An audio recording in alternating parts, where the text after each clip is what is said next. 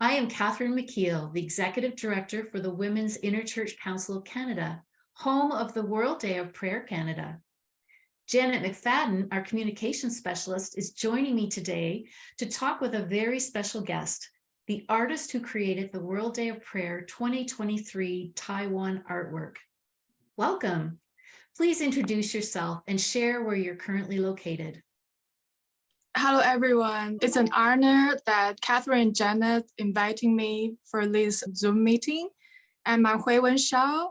Some people also call me Mandy, and I'm now locating in Germany, Hamburg. I'm working in a art kindergarten now. And before that, I've been pursuing my master's degree in art therapy. Thank you so much. Welcome. We're really excited to talk with you.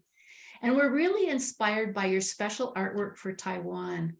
Please share your inspiration for this beautiful painting and what each part means to you. I was invited by a pastor who works in a Christian women committee in Taiwan. And she asked me if I can do this picture for WTP for 2023. I started the ideas with a topic. I have heard your face. So I've started to think about what does this topic mean to me and what the images or the ideas that I want to express with WTW, with all the Christians in the world. And so I started to look the elements around me since I was a child. As you can see on the picture, so there are orchids, and there are specific animals called Mikado pheasants, and also the black spoonbill that is also a kind of bird that I've once seen in my childhood. So why are they important to me? I think it's a very strong image. This animal, these elements, they are really Taiwanese, and it's just something that grew up with me.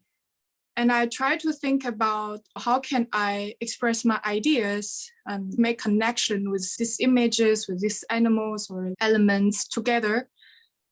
So it is a kind of animal that lives a really high altitudes in Taiwan. The environment there is really tough because it was like mountainous area and like pretty high. It's really hard for them to survive, but just went through all the difficulties and they live elegantly there.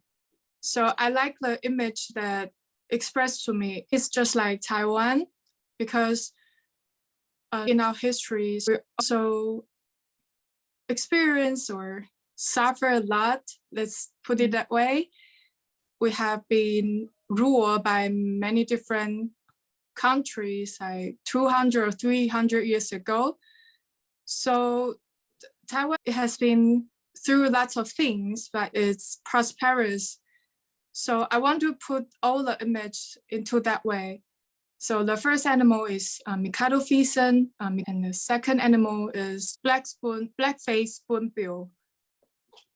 So this is a kind of animal that when I was a child, I once went to a school excursion, and the tour guide told us that they fly like 1,000 miles away just to visit a winter in Taiwan.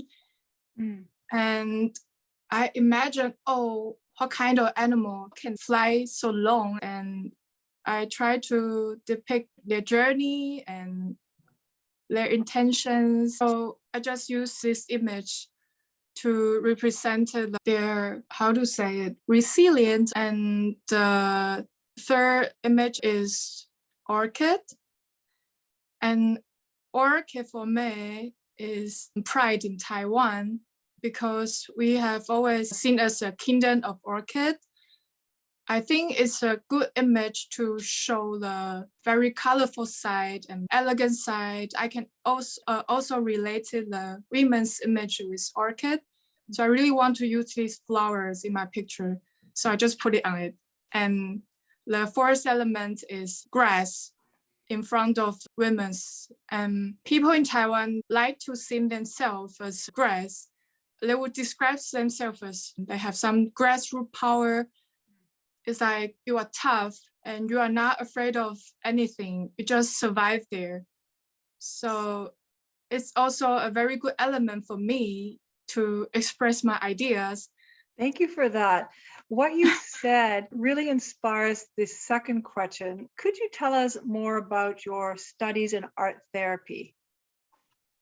So I started thinking about pursuing my master degrees in art therapy in my 4th years of university. When I was doing my bachelor degree, I did communication designs back then. I also work as an illustrator. I asked myself, what do these images or illustrations mean to me? I don't know what's the point about my job anymore, because I just do what other people want and I seem to forget about what I really want. So I started asking myself these questions. And graduating work of my 4th year in uni, we have to present a work in the exhibition. So I did a small animation about my father, because my father died when I was really young. And back then, I didn't know the meaning of death. So I didn't know what my father's death mean to me. So I tried to dig into my childhood feelings, my thoughts when I was a kid. So I found the anger and the sadness inside, and it was uncomfortable.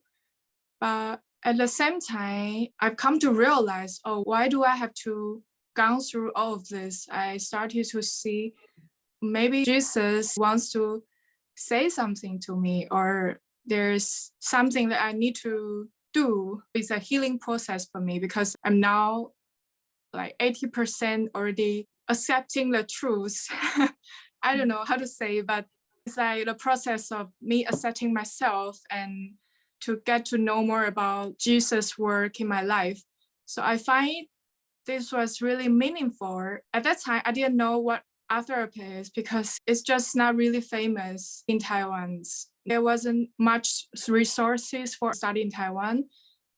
And my mom was working in Germany at that time, and her employer suggests I can come to Germany and study here. So that's a turning point for me. I started to learn German and I come here, and so it's a new life for me. You did a good job answering that question. Yeah. You took us through a wonderful journey about your studies and yourself. What a beautiful, beautiful description of how Jesus has worked in your life, not only to be able to express and worship through your art and pull that gift out of you to share with all the other people through World Day of Prayer, but also in your own personal life. You've described a journey of healing, and I can see how God is calling you to help with others. And we're wondering, are you able to use your faith in your studies or your practice as an art therapist? Studying art therapy in Germany, it was really, really hard, because we learned everything in Germany in our class. In my first semester, my German was really, really poor. So I can barely understand what our teachers said. And most of our class was composed of sharing and discussions. Ooh. I couldn't say a word, and confidence was getting smaller and smaller. And I became quieter and I was really down. It was a really hard time for me. And after semester 1, COVID-19 comes. So everything had to switch online. It was even harder. I was really depressed. My self-confidence was broken, and I rebuilt it with my faith again. During the process, I understand how important and how meaningful God's love and my faith in God, how important it is. And I rely on God more than before. I trust Him more than before. I finish something myself, but most of the time, it wasn't me who has accomplished the difficulties. It was God, like he was hugging me or carrying me through the obstacles. As an art therapist, I think I couldn't really answer the question now because I just graduated last year and I'm now working in an art kindergarten. At first, I thought, oh, maybe I can do some art therapy with the kids. But actually, most of the time, I'm working as a teacher. But I have a dream. It's like a vision that I want to share God's love through art therapy. As I'm working in Germany, it's quite hard because they have specific regulations that you can't share your religious or political point of view with other people, with your patients, with your clients. So I'm still thinking, maybe I share it in some other way. I don't know. I'm still working this out, but this is my dream and my vision. It's so wonderful to hear about your dreams and aspirations. Our fourth question is about gratitude because you used that word in your bio. So what are some of the things that you or women of your generation feel gratitude for? I think the women in my generations are luckier than my mother or my grandma's generation because nowadays we have more chances or more right to speak for ourselves and we can share our point of view and we have the freedom to express. But in their generations, they have less freedoms and less chances to achieve or pursuing their dreams. My mom is always really supporting me. So yes, I think the women in our generation is really lucky and I'm grateful for it. Oh, I'm just amazed at how God has put support and people in your path to help you through this. And I can't imagine being able to learn in another language like German. And it's quite amazing to me that you're able to learn another language and your English is amazing as well. So it will be interesting to follow and see how things work out for you. Thank you. What is your greatest concern for Taiwan right now?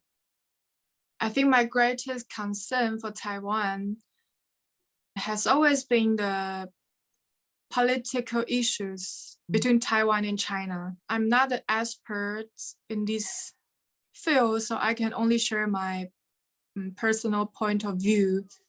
So Taiwan for me is always an independent country, but internationally, it is sometimes not seen as this way. I really want people to get to know more about this beautiful island and the peoples here, the abundance resources here. And I want people to know us as Taiwan, not Republic of China or not Chinese Taipei. So I hope and I believe that we are always an independent country. It's very complicated, and we've been studying Taiwan and some of the issues so that we can be more informed in our prayers. Our understanding is that as far as religious practices are concerned, that Christianity is a minority in Taiwan.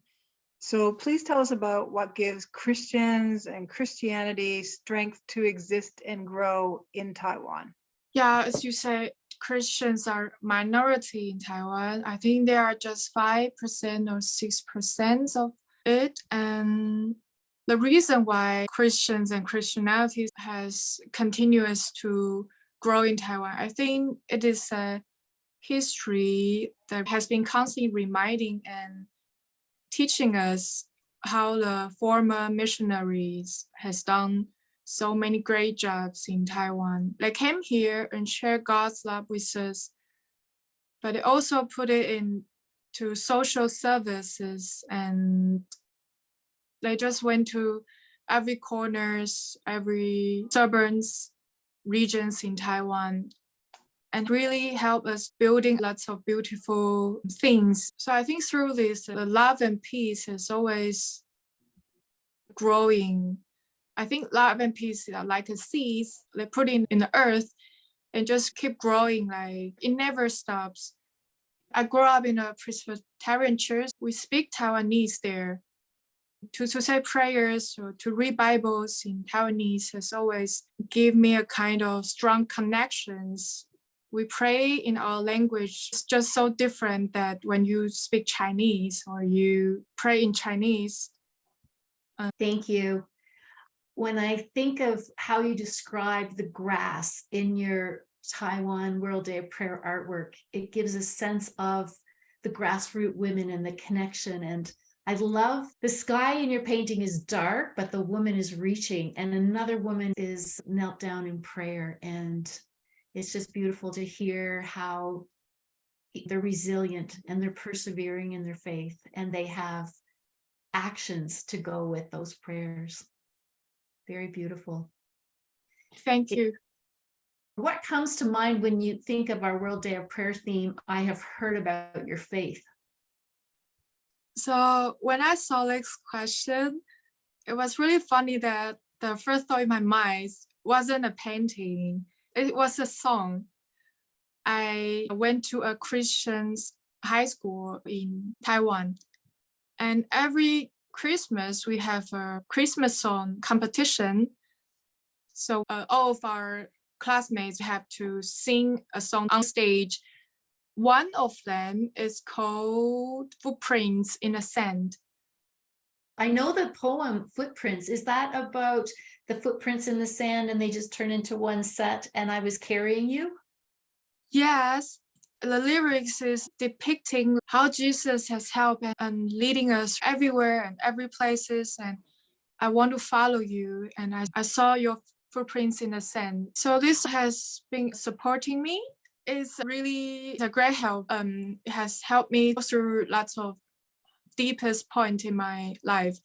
When I hear this song, I can calm myself down and I cry, I pray. It's just a song which can bring me right back to Jesus' hug or something like that.